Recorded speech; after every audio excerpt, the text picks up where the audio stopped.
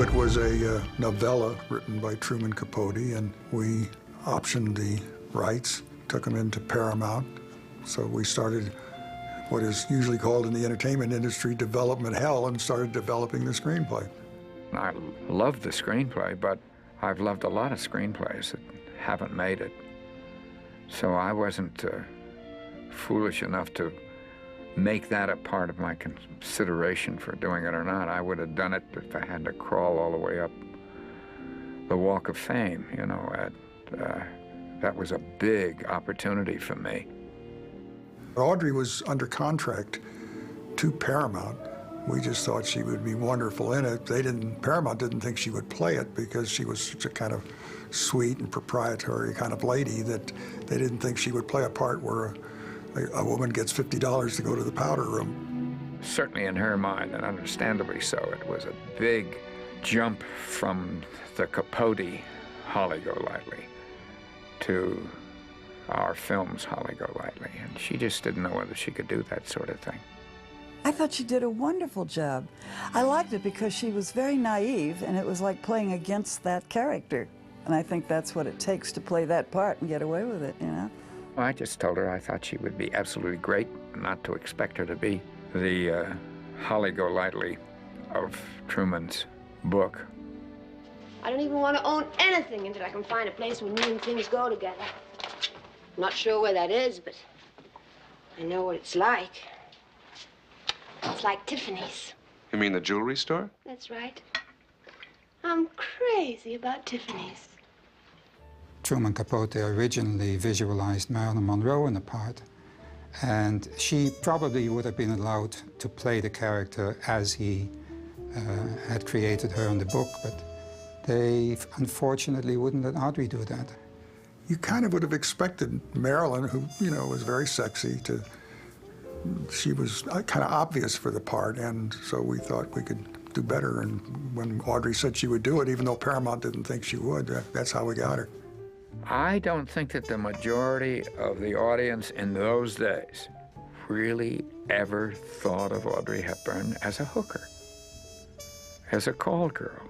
I bet you they didn't even, when it was over with, they didn't even know. So $50 for the powder room?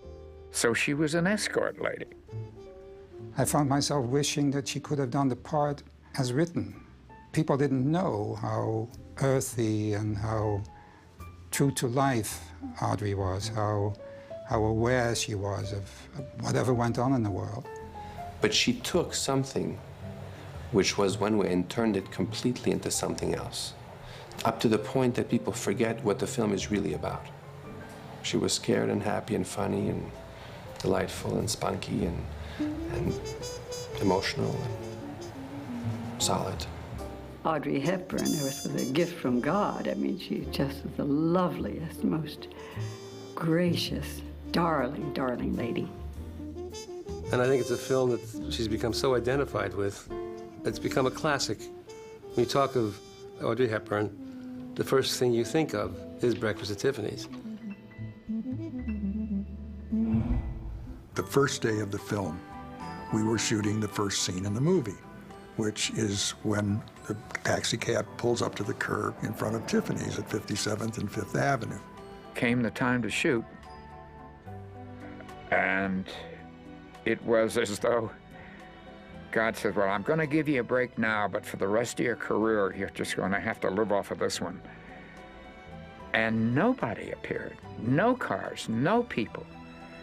It was suddenly deserted.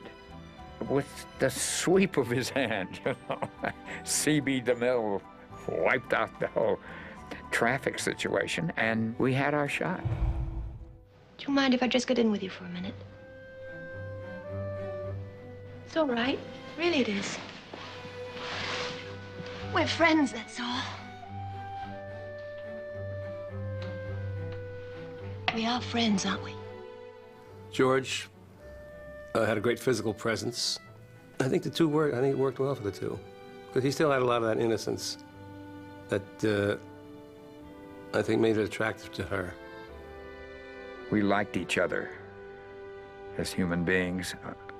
He admired me greatly, I found out, as a director, and what I did in that film. And I didn't want him in the movie. If you would ask me, and I hope you don't, that, you know, would I cast him now? I doubt I would. He just didn't have whatever it was that I wanted. He wasn't my cup of tea, and yet I loved him. We had great times. Well, I want to tell you, I'd worked with him at the Actors Studio, and we'd gotten along superbly. I really loved him. I mean, he was divine to me and flirted with me, and it was so good, you know. And I was so thrilled to be doing this film with him. Well, he had been spoiled, and he wanted things as he wanted them. And I had dominated him a lot more in the script. And he didn't want to be seen in that condition. I'll tell you what, Paul. I am a very stylish girl. What are you doing? Writing a check. Don't look so bewildered. Surely you've noticed me writing checks before. You're entitled to a vacation with pay. We wanted somebody who was no nonsense, who could play that kind of, you know, strong, subterranean sexual role, which is what she does. And I don't recall we ever had any problem getting her to play the part because she was a fan of Audrey's, and it was a very good role.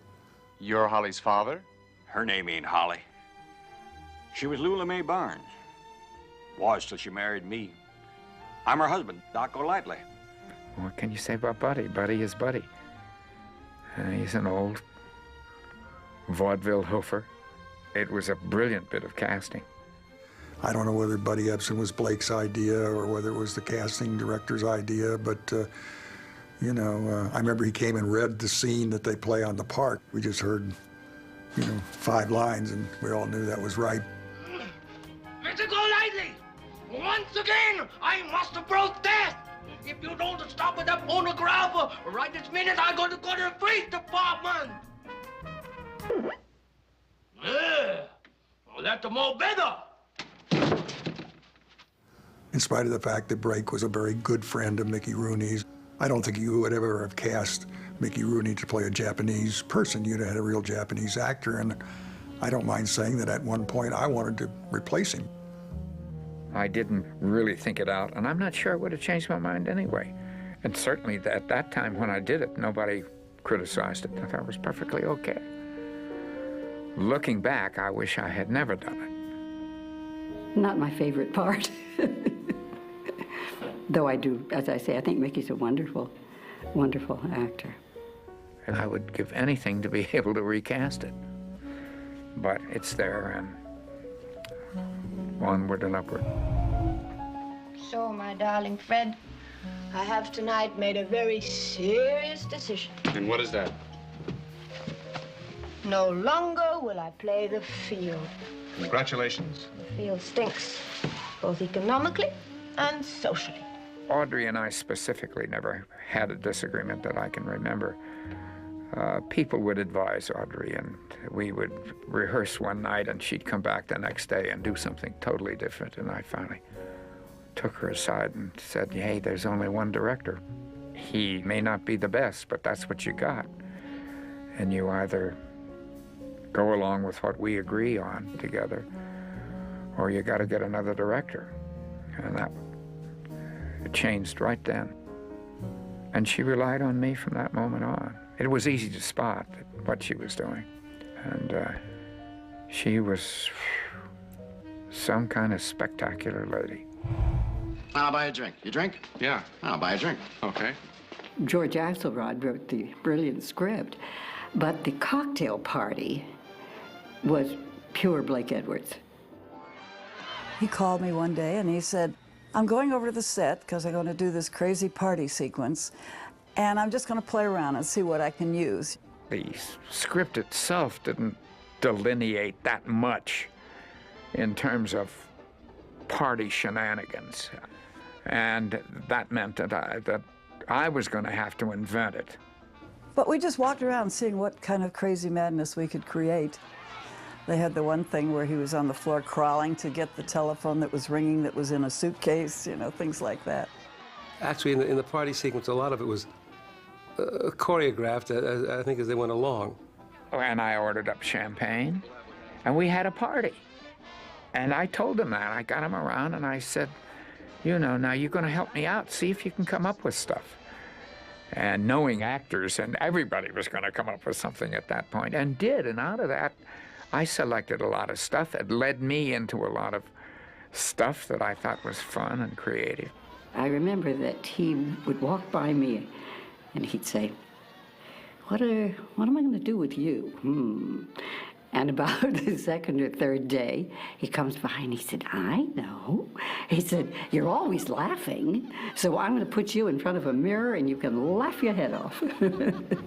Then he dreamed up a crazy thing with another actor, and he said, why don't you two, I'm going to do a big close-up, and you two be arguing. And he didn't tell us what about. And in the middle of our argument, he pulls up the patch and didn't need it, so it was just kind of a crazy moment. And then, 2 or 3 days later, he said, you know, by now, I think she might have a crying jag. I said, yeah. And he said, okay, go for it.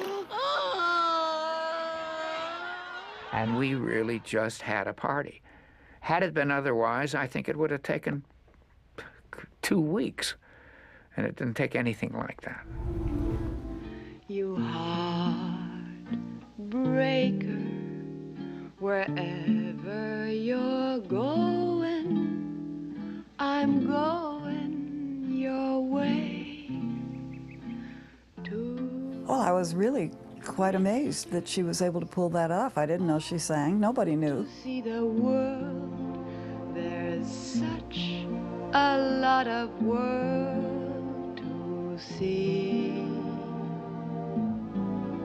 When I saw the film for the first time with an audience, we were in preview, and the head of the company then said, well, I'll tell you one thing, we can get rid of that song.